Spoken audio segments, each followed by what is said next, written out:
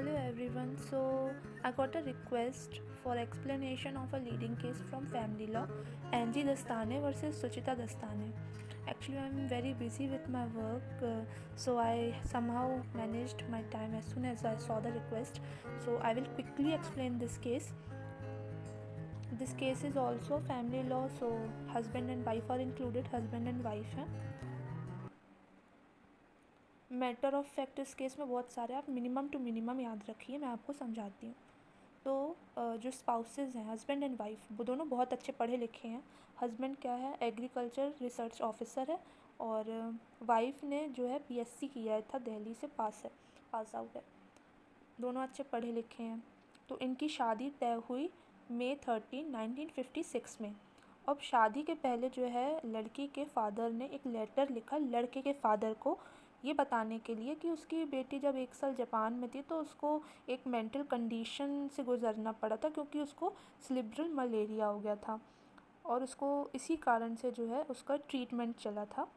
तो इस ट्रीटमेंट के बारे में मेंशन किया. एक और लेटर लिखा कि अभी वो बिल्कुल सही है, एकदम सही हालत में है जैसा आपने देखा है.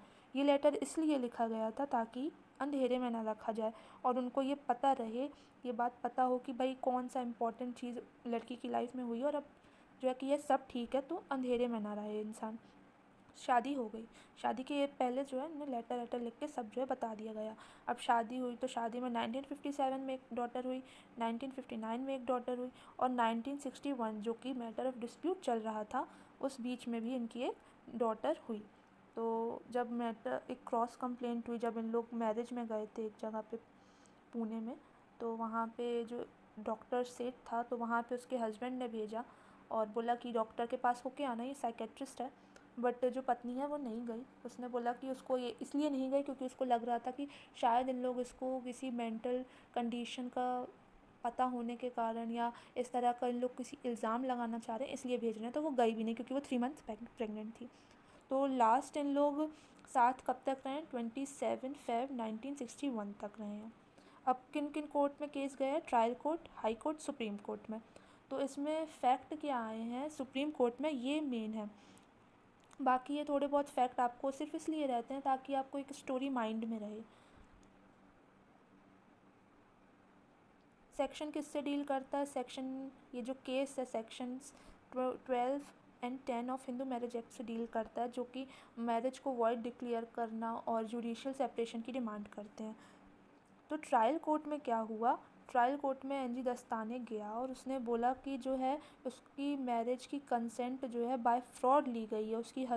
उसकी जो वाइफ है उसकी एक मेंटल कंडीशन है जो कि इनक्योरेबल है, और उसके जो फादर इन लॉ है उसने उससे छुपाया, हस्बैंड से ये सब छुपाया, और फ्रॉडलेंटली ये रिप्रेजेंट किया कि उसको सिर्फ सनस्ट्रोक और सेरेब्रल मलेरिया हुआ था.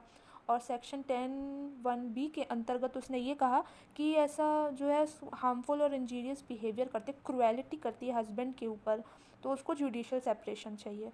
तो ट्रायल कोर्ट ने एनजी दस्ताने के फेवर में डिसीजन किया, और इस ग्राउंड पे कि भाई आप जुडिशियल सेपरेशन ले लो क्योंकि वो इल ट्रीटमेंट करती है. हाई कोर्ट में केस गया, कौन लेके गई, सुचिता लेके गई. तो वहाँ पे ये डिसाइड हुआ कि ऐसा कुछ प्रूफ ही नहीं हुआ कि कोई मेंटल कंडीशन है, और मतलब बेसलेस प्रूफ हुए हस्बैंड के लगाए हुए इल्ज़ाम. तो यहाँ पे जो है सुचिता जीत गई. सुप्रीम कोर्ट में जब अपील लेके गया हस्बैंड, तो सुप्रीम कोर्ट ने ये सब देखा कि एक भी एविडेंस नहीं मिले हैं क्रुएलिटी के, ना ही ये पता चल रहा है कि मतलब ऐसी कोई मेंटल कंडीशन से लड़की गुजर रही है. तो हाई कोर्ट का डिसीजन उस चीज़ पे तो सही है.